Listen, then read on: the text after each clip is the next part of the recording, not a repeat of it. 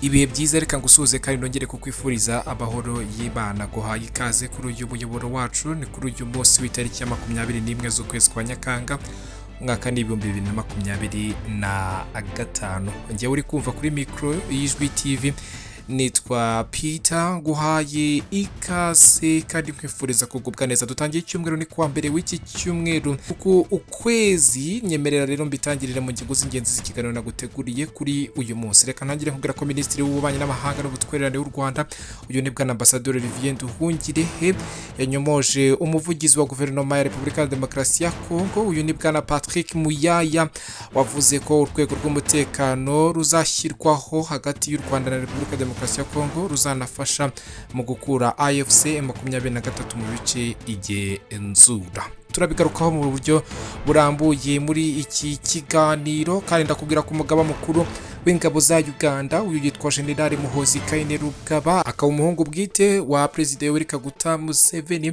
wari kugaragaza ngo urukundo afitiye Perezida wa Repubulika y'u Rwanda umuturanyi w'iki gihugu cyaba Paul Kagame ndetse n'intwari y'u Rwanda yayoboye urugamba rwo kubohora igihugu rutangira Major General Fred Gisa Rwigema kubera uburyo ngo bamufashe nk'umwana wabo igihe yari akiri mutoya. Gushimira ni ngombwa mu buzima ni kumuririmbyi aririmbye mu Kinyarwanda. Iyi nkuru n'izindi zitandukanye zivugwa mu Rwanda ndazigarukaho ku buryo burambuye muri iki iganiro. Nderekeza hanze y'u Rwanda mu karere k'ibiyaga bigari niho ndi bubihere nkubwire ko umuvugizi wa AFC M23 uyu noneho ni bwana Lawrence Kanyuka ari gutangaza ko nubwo uwo mutwe na Repubulika ya Demokarasi ya Kongo bemeranyije amahame aganisha ku masezerano y'amahoro icyo gihugu icyo gikomeje ngo kohereza ingabo n'ibikoresho mu bice bitandukanye byo mu burasirazuba bw'iki igihugu cya Repubulika ya Demokarasi ya Kongo bivuze ko bari kubegereza intwaro n'abasirikare ngo benshi bo gutera uyu umutwe. Turabyinjiramo ku buryo burambuye muri iki kiganiro. Ndibugane hakurya y'imbibi cyane za Afrika nge muri Korea y'Epfo aho ndibukubwire ko ngo bimaze kumenyekana ko abantu 14 ari bamaze guhitanwa n'umwuzure ukabije ukomeje kugaragara unasenya ndetse ugatengura inkangu zitandukanye muri iki igihugu. Turabyinjiramo ku buryo burambuye ndabisoreza ku butaka butagatifu ariho umushumba wa Kiliziya Gatolika mu isi atura. Uyu ni bwana Papa Leo wa 15 yanenze ngo Israel ikomeje kugaba ibitero muri Gaza mu ntara ya Palestine bihitana abantu benshi biganjemo abasivile by'umwihariko abagore abana n'abafite intege nke yabo muri iki ice cy'isi yo mu burasirazuba bwo hagati. Iki kiganiro naguteguriye ngiye kukikugezaho kuri aya manywa yo kuri uyu umunsi. Nkwifurije kugubwa neza, reka nitse gato nsome ku mazi hanyuma ngaruke tubyinjiramo ku buryo burambuye.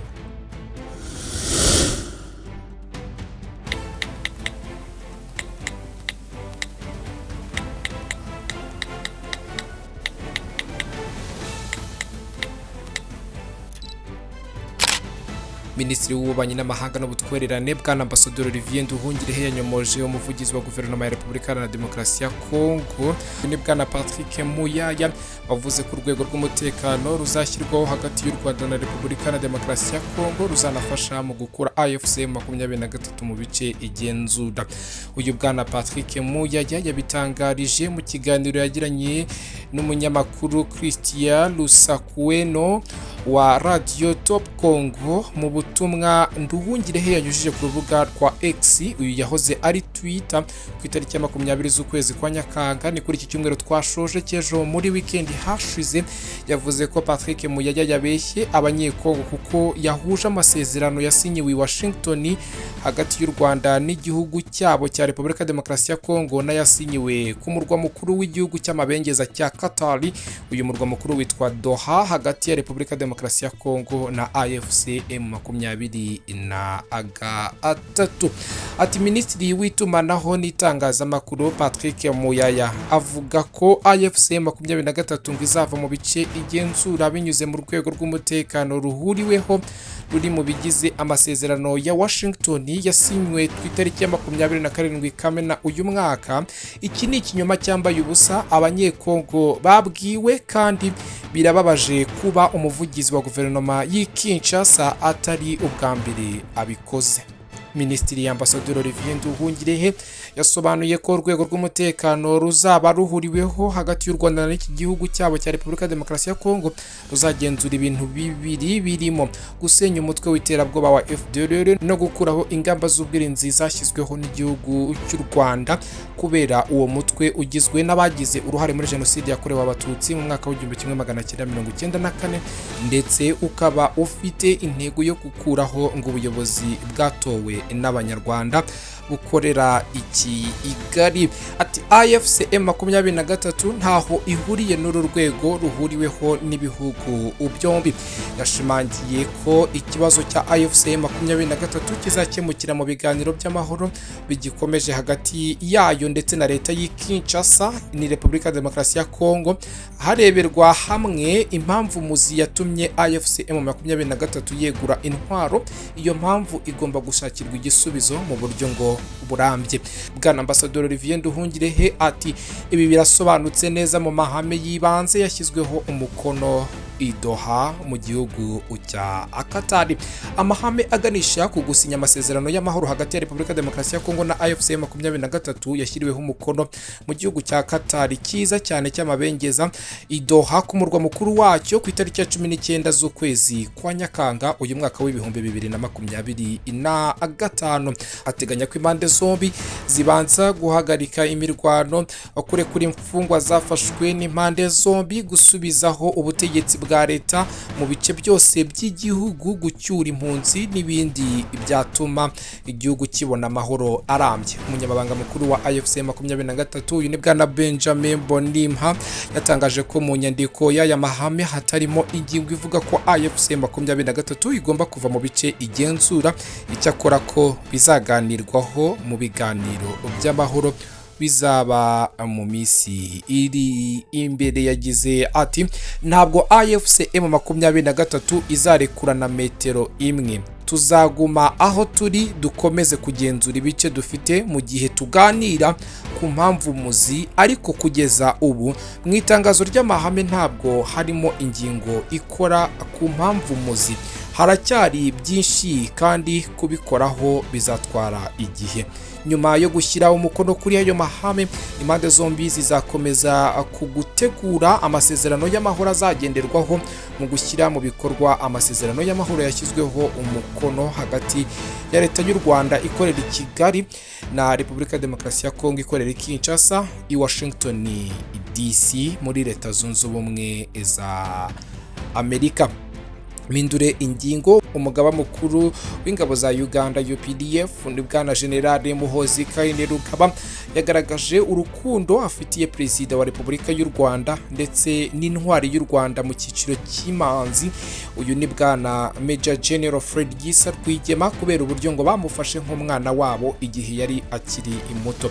Ibi General Muhozi Kainerugaba yabigarutseho abinyujije ku rubuga rwa X yahoze ari Twitter ku munsi wo kuwa mbere w'itariki ya 21 z'ukwezi kwa Nyakanga n'uyu munsi. Uyu muyobozi yagaragaje ko kubera urukundo aba bagabo bamweretse akiri muto bakamufata nk'umwana wabo, we abona bameze nk'abamarayika kandi azahora abubaha. Yagize ati Afande Rwigema na Afande Kagame bameze nk'abamarayika kuri nge kubera ko bandeze cyangwa bamfata nk'umwana wabo igihe nari nkiri muto, ndetse kugeza ubu ntacyo mfite mbaha uretse urukundo. General Muhozi Kainerugaba afatwa nk'umuntu w'ingenzi mu mubano w'igihugu cy'u Rwanda na Uganda kubera uruhare yagize mu kunga ibi bihugu byombi nyuma y'imyaka myinshi bidacana uwaka. Uru ruhare rw'umuhungu wa Perezida Yoweri Kaguta Museveni, General Muhozi Kainerugaba, rwanashimwe na Perezida wa Repubulika y'u Rwanda Paul Kagame ubwo yitabiraga ibirori by'isabukuru y'uyu musirikare mu mwaka w'2022. Yagize ati niba kongera guhuza u Rwanda na Uganda byari bikenewe, wowe Muhozi niwe yavugaga kugira ngo ube umuhuza ndabishimira Imana dufite ibibazo hagati y'ibihugu byacu ariko nari mfite icyizere ko ari iby'igihe gito umurungu duhuje urakomeye. Umukuru w'igihugu yakomeje agira ati abajenerali beza ntabwo ari abatsinda intambara ni abatsindira amahoro. Ndishimye kuva warahuje ibihugu byacu byombi kuva Uganda n'u Rwanda byakongera kubana amahoro. Ntabwo Jenerali Muhoozi Kainerugaba asiba kugaragaza Perezida wa Repubulika y'u Rwanda Kagame nk'umuntu w'icyitegererezo kuri iwe. Jenerali Muhoozi Kainerugaba uyu muhungu wa Yoweri Kaguta Museveni agaragaza kenshi ko akunda Perezida wa Repubulika y'u Rwanda rwose. Uyu ni bwana Perezida Paul Kagame akanamufata nk'umubyeyi. Yavuze ko amufata nk'umwe mu ntwari enye za Uganda hamwe na Perezida Yoweri Kaguta Museveni, Fred Gisa Rwigema na Salimu Saleh. Iyi ngingo reka nyisorezaho hanyuma nerekeze mu bindi biri kuvugwa mu gihugu cy'u Rwanda. Nkubwire ko polisi y'u Rwanda ngo yatangaje ko abantu babiri bapfiriye mu mpanuka ebyiri z'imodoka zabereye mu karere ka Rwamagana ni mu ntara y'Iburasirazuba mu gihugu cy'u Rwanda. Mu bitabye Imana harimo umumotari ndetse n'umugenzi wagonzwe n'imodoka. Umuntu wa mbere yapfiriye mu mpanuka yabaye kuri iki cyumweru tariki ya 20 z'ukwezi kwa Nyakanga ibera mu mudugudu wa Rusave mu kagari ka Nyagasenyi mu murenge wa Kigabiro. Umumotari yavuye mu muhanda w'igitaka yinjira muri kaburimbo ahura na kwasteri iramugonga ahita apfa.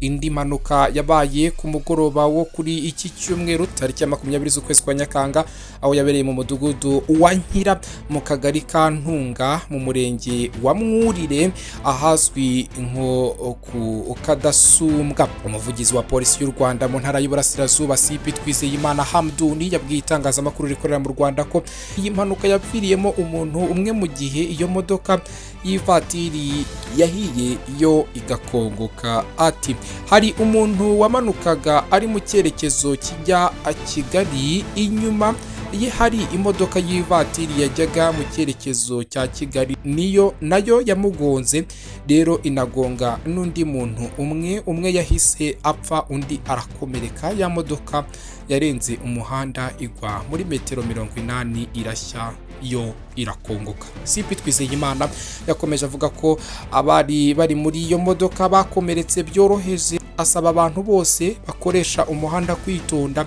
no gushishoza mu gihe bawugendamo kuko impanuka azo ziriya abahitana mu rwego rwo hejuru. Ati ikindi turongera kwibutsa abantu bakoresha umuhanda kwirinda uburangare, kwirinda gukoresha umuvuduko ukabije. Turasaba abantu bose bakoresha umuhanda kubahiriza amategeko y'umuhanda bakirinda ibisindisha mu gihe batwaye. Impanuka iterwa na byinshi ariko iyo kubahirije amategeko y'umuhanda ntabwo yaba. Abakomeretse barimo abari batwaye imodoka ndetse n'undi muntu iyo modoka yagonze bose bajyanwe ku bitaro bya Rwamagana kugira ngo bitabweho ngo nubwo batakomeretse mu buryo ukabije. Ngibyo ibyo nari naguteguriye kubiri kuvugwa mu Rwanda n'ibindi byinshi bitandukanye. Turakomeza kugenda tubigarukaho mu biganiro byacu biri imbere. Nyemerera gusa mbanze nitse gato mbere yo kwerekeza kubiri kuvugwa hanze y'u Rwanda ndi butangirire muri aka karere k'ibiyaga bigari hanyuma tukerekeza ahandi imwisi mu nkuru naguteguriye zibiri kuhavugwa. Reka nsome ku mazi.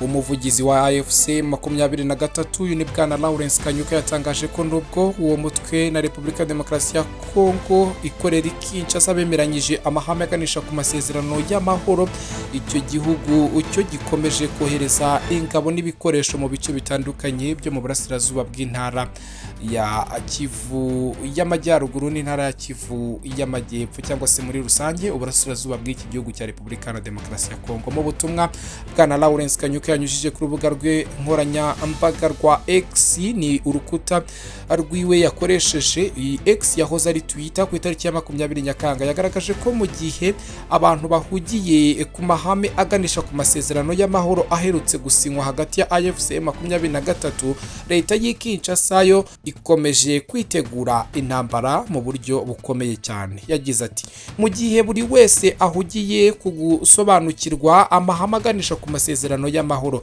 ubutegetsi bw'Kinshasa bukomeje kohereza ingabo zabwo mu bice byinshi zifite intwaro ziremereye mu bice bituwe cyane. Ziri kongera kandi ibitero mu misozi ya Uvira bigambiriye umudugudu w'abanyamurenge wa Rurambo. Bwana Lawrence Kanyuka yakomeje agaragaza ko ibyo bitero biri kugabwa n'ihuriro ry'ingabo za leta Fardc, FDLR, umutwe wa Mahame, ibisare by'abawazalendo n'ingabo z'u Burundi FDNB.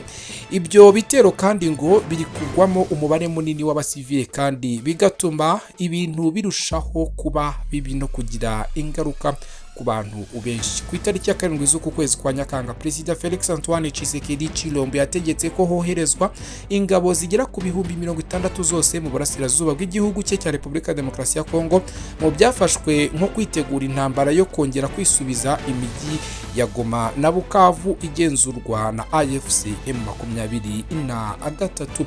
Uyu mutwe wa AFC M23 wamaganye icyo cyemezo cy'Kinshasa ndetse uvuga ko bizashyira mu kaga ubuzima bw'abasivile kandi ko ari nko kwibasira inyoko umuntu muri rusange. Bwana Lawrence Kanyuka yasobanuye ko ingabo z'Kinshasa zoherejwe mu bice bitandukanye by'intara ya Kivu y'Amajyepfo, izindi iziva Pinga muri Walikale, Lubero ndetse na Kisangani mu ntara ya Chopo kugira ngo zigabe ibitero kuri AFC M23. Ibyo muri Kongo bibari hasi hejuru, hasi hejuru. Umuti wabyo reka dutegereze turebe ko hari cyo Katari cyangwa Leta Zunze Ubumwe za Amerika bizatanga kuri iki kibazo kigiye kumara imyaka na nyakaka kibangamiye aka karere k'ibiyaga bigari muri rusange, na Repubulika Iharanira Demokarasi ya Kongo yashegeshwe n'ibi ibikorwa by'abanyepolitike ndetse n'imitwe itandukanye ikorera muri iki gihugu. Reka njye muri Korea y'Epfo. Umwuzure n'inkangu byibasiye bikomeye Korea y'Epfo bimaze guhitana abantu 14 mu gihe abandi 12 bakiri gushakishwa babuze. Inzego zishinzwe gutanga ubutabazi bwihutirwa zikavuga ko hari ubwoba bw'uko abahitanywe n'ibi biza ari benshi kurusha uko igihugu kibitekereza. Umwuzure n'inkangu byatewe n'imvura nyinshi yaguye muri icyo gihugu mu minsi ishize ituma imigezi yuzura, ubutaka bworoshye buratenguka cyane cyane mu gice cya Gapyongo. Uretse abantu bitabye Imana, hari n'umubare munini w'abakomeretse nubwo utaramenyekana cyane ko ibikorwa byo gushaka abagizweho ingaruka n'ibi biza byo bikomeje. Amajyepfo ya Korea y'Epfo niyo yibasiwe cyane, aho nibura ingo 41,000 byose zabuze umuriro mu gihe abantu bagera ku 10,000 bahungishijwe kugira ngo barengere ubuzima bwabo.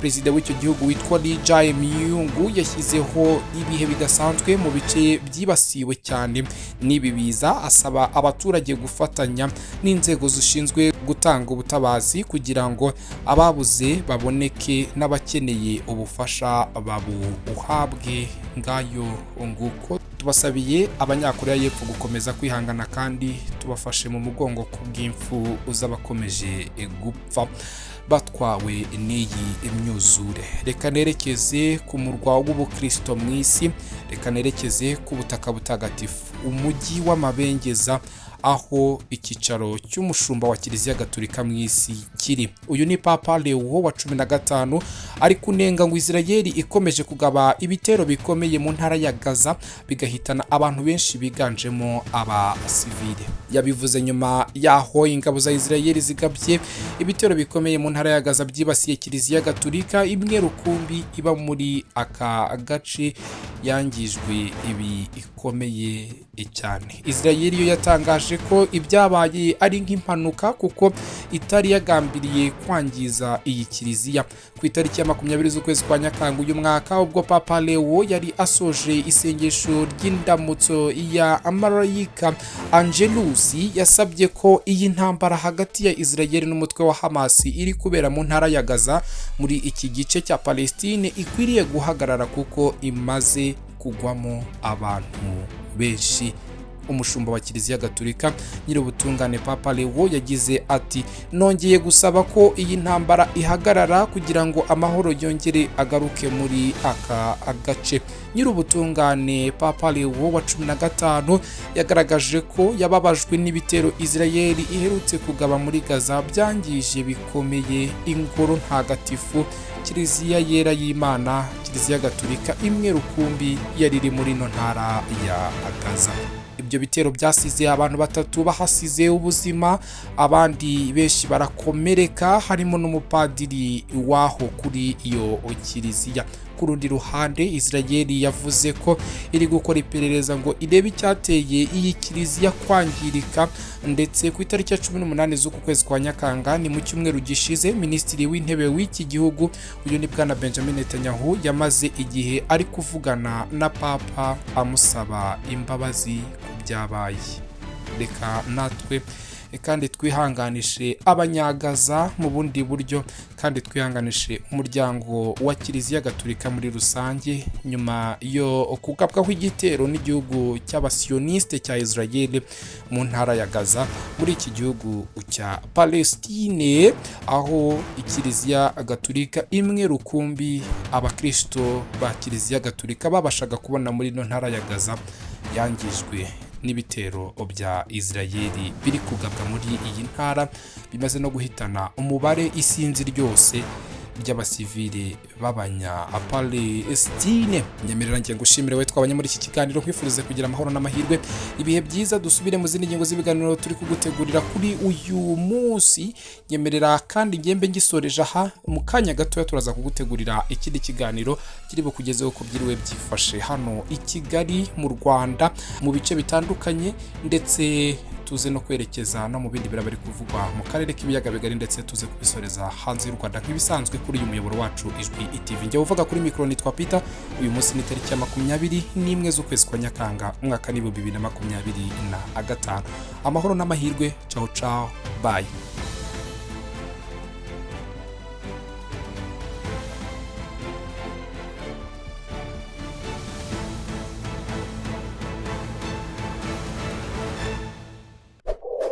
Kefa Advert Producer, gukorera advertisement, kwamamaza bivuga kuri business yawe na documentaire zabiza ubuhamya bwawe cyangwa ku cyari cyo cyose ushaka gukoreraho mu ijwi ryiza ry'umwimerere bya kinyamwuga. Nyandikira kuri WhatsApp cyangwa umpamagare kuri nimero zikurikira: 0782 89 24 78. Advertise with me professionally.